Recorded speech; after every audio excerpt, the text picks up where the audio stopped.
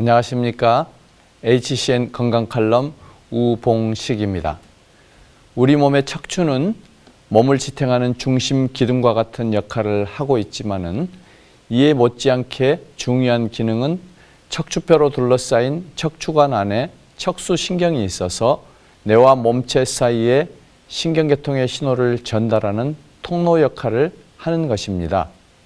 그런데 척수신경이 불의의 사고나 질병에 의해서 손상이 되면 뇌와 사지 등 신체 사이에 신경 전달이 제대로 되지 못해서 운동과 감각에 마비가 생기게 되고 이로 인해서 여러 가지 문제가 발생하게 됩니다.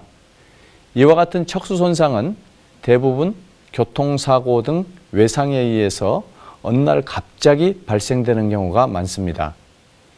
국내의 한 연구에 따르면 전체 척수 손상 환자 가운데 외상성 척수 손상이 80%, 비외상성 척추 손상이 20%로 나타나고 있으며 외상성 척추 손상 가운데 가장 많은 원인은 교통사고로 약 60%를 차지하였으며 그 다음으로 낙상사고가 29%를 차지하고 있는 것으로 나타났습니다.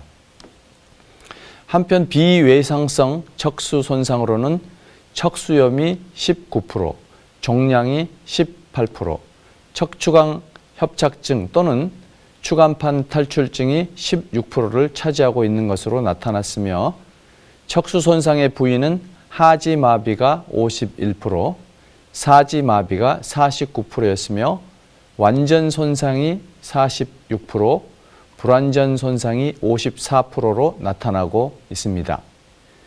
이처럼 척수 손상이 생기게 되면 손상 부위 이하에서 운동신경의 마비로 움직임을 잃게 되고 감각을 소실하게 되며 자율신경계에 의해 조절되는 방광과 장운동의 이상을 초래하게 됩니다.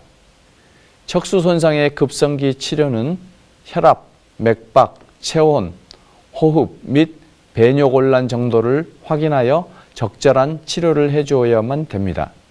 특히 척수 손상으로 호흡근 마비가 있는 경우 호흡 기능을 유지하도록 세심한 주의를 기울여야 되고 배뇨장애가 있는 경우 도뇨관을 사용하여 방광의 과도한 팽창을 예방해 주어야 됩니다. 그리고 척수 손상의 초기에 침상에서 호흡 훈련을 반복적으로 시행하여 가래가 차는 것을 방지하고 폐 기능을 유지해 주어야 합니다. 척수 손상으로 인한 감각의 저하가 있는 경우 욕창이 잘 생길 수 있으므로 2시간마다 체위를 변경시켜 주어서 욕창을 예방해 주어야 됩니다. 또한 마비된 사지의 관절이 굳지 않도록 매일 수차례 반복해서 관절을 구부렸다 펴는 등 관절 가동 운동을 해 주어야 됩니다. 척수 손상에 대한 수술적 치료 등 급성기 치료가 끝나면 장애를 최소화하고 신체 기능을 극대화하기 위한 재활치료를 하게 됩니다. 척수 손상 환자에 있어서 재활치료의 목표는 자신의 신경 손상 상태에서 할 수 있는 최대한의 신체적 능력을 획득하는 것에 있습니다. 완전 하지마비의 경우 재활치료를 통해 사지의 경직을 조절하고 남아있는 신경 기능을 최대한 활용하여 기능적 활동을 할 수 있도록 상지 근력 강화 훈련, 침상에 앉아서 균형 잡기, 침상에서 휠체어로의 이동, 휠체어에서 침상으로의 이동, 휠체어 조작 훈련 등 다양한 재활 훈련을 하게 됩니다. 불완전 마비의 경우 신경학적 회복과 신체 기능의 증진을 좀 더 기대할 수 있어서 상태에 따라서는 걷기, 서기 등 다양한 재활 기능 훈련을 하게 됩니다. 척수 손상 환자는 인지 기능이 정상이기 때문에 때로는 일부 환자에 있어서 심한 우울증에 빠져서 재활치료를 포기하는 경우도 있으므로 이에 대한 집중적인 모니터링과 상담 등을 통하여 조기에 심리적 무력감과 좌절감을 극복하고 적극적인 재활 의지를 갖도록 하는 것이 매우 중요합니다. 최근 유전공학적 방법에 의해 조작된 줄기세포를 이용한 세포 유전자 치료를 시도하고 있으나 동물 실험과 달리 사람에서는 아직까지 확실한 치료의 효과를 기대하기는 어려운 상황입니다.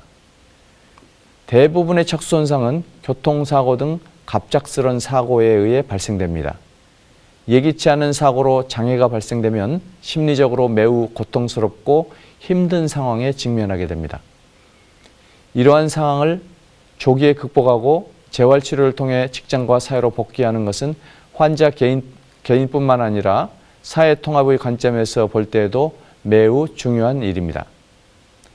척수손상 장애인이 적극적 재활치료를 통해 사회 일원으로 조기에 되돌아올 수 있도록 가족뿐만 아니라 우리 모두 관심을 가지고 돌아보아야 되겠습니다. 감사합니다.